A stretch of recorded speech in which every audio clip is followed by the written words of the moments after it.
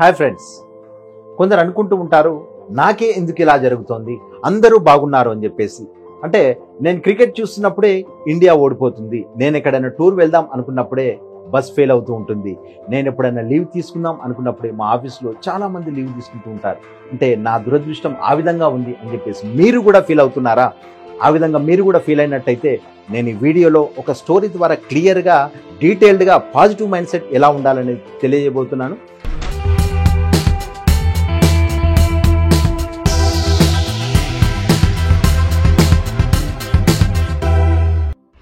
ఒక వ్యక్తి ఉంటాడు.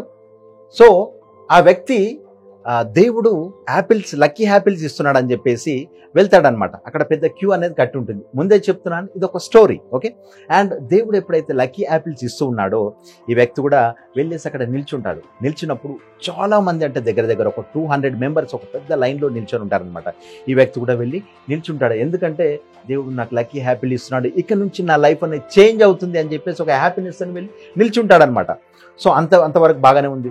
అండ్ 10 మినిట్స్ అయింది, 20 మినిట్స్ అయింది, 1 అవర్ అయింది, 2 అవర్స్ అవుతుంది ఆల్మోస్ట్. సో ఫైనల్గా ఇంకొక 3 మెంబర్సే ఉన్నారు, ఇంకొక 2 మెంబర్స్ ఉన్నారు. ఫైనల్గా తన వంతు వచ్చేసింది అనమాట.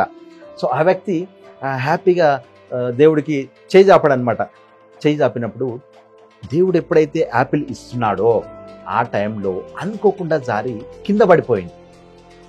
ఈ వ్యక్తి చాలా భయపడిపోయాడు. అయ్యా ఏంటి ఇంతసేపు వెయిట్ చేసి ఇంత కష్టపడి దేవుడి దగ్గర ఒక లక్కీ యాపిల్ తీసుకుందామంటే ఫైనల్గా నా దురదృష్టం ఏంటి ఈ విధంగా అయిందని చెప్పేసి అంటాడనమాట.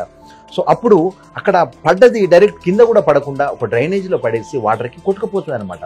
అప్పుడు ఆ వ్యక్తి దేవుడిని బతిమలాడుకుంటాడు, భగవంతుడా నేను ఇంతసేపు నుంచి వెయిట్ చేస్తున్నాను కదా, దయచేసి నాకు ఇంకొక యాపిల్ ఇవ్వండి కదా అంటే దేవుడు చెప్తాడనమాట, నో, రూల్ ఈజ్ రూల్, తప్పకుండాను నీకు ఇవ్వడం అనేది కుదరదు. ఒకవేళ నువ్వు అంత బతిమలాడుతున్నావు, నీకు కంపల్సరీ కావాలనే పట్టుదలతో ఉన్నావు కాబట్టి మళ్ళీ వెళ్ళి వెనుక నుంచి నిల్చోనరా. ఈ వ్యక్తి వెనకాల చూస్తే ఆల్మోస్ట్ మళ్ళీ ఒక 3 అవర్స్ ఈజీగా పట్టేటంత పబ్లిక్ ఉంటారనమాట అక్కడ.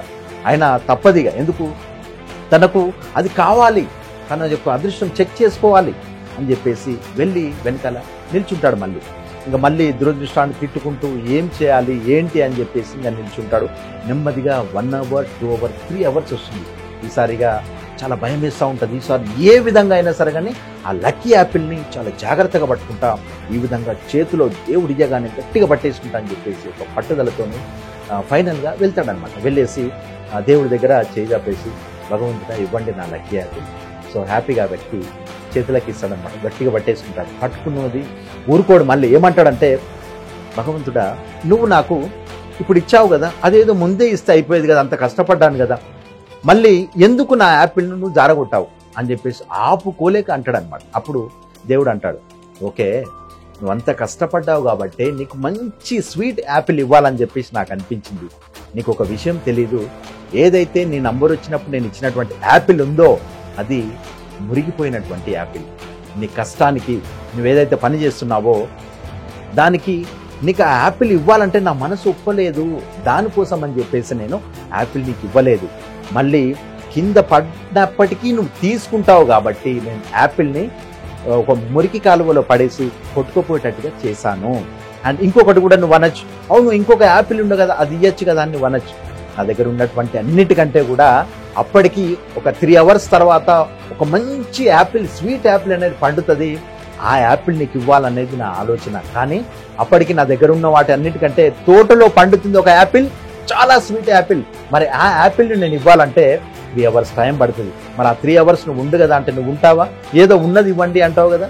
అందుకనే నీకు బెస్ట్ ఇవ్వాలి అని చెప్పేసి ఒక ఉద్దేశంతో ఇంతసేపు నేను ఆపానని చెప్పేసి దేవుడు చెప్తాడనమాట.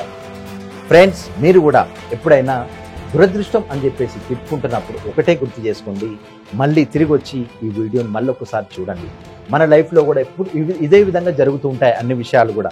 మనం ఏమనుకుంటామంటే నాకేదో చెడు జరుగుతోంది అని చెప్పేసి, చిన్న ఫెయిల్యూర్స్ రాగానే నాకేదో చెడు జరుగుతోంది, అయ్యో నాకెందుకు ఫెయిల్యూర్స్ వస్తున్నాయి అని చెప్పేసి భయపడతా ఉంటాం.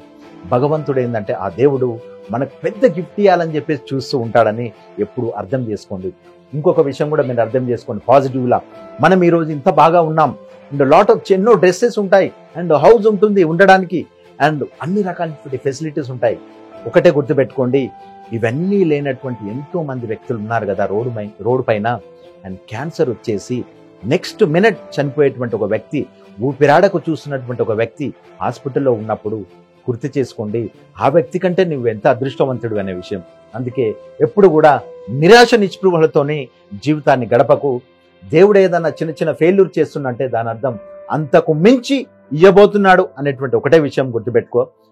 ఓకే ఫ్రెండ్స్, తప్పకుండా నెగటివ్ ఆలోచనలు, ఫెయిల్యూర్ ఆలోచనలు వచ్చినప్పుడల్లా ఈ వీడియోని చూడండి. తప్పకుండా మీకు ఈ వీడియో యూజ్ఫుల్ అవుతుంది. మీ ఫ్రెండ్స్ ఎవరైనా నెగటివ్ మైండ్స్ ఆలోచిస్తే ఈ వీడియో తప్పకుండా షేర్ చేయండి. ఓకే ఫ్రెండ్స్, ఈ వీడియో డెఫినెట్గా మీకు నచ్చుతుంది అనుకుంటాను. నేను మీ బోయిన విఠల్, సైనింగ్ ఆఫ్.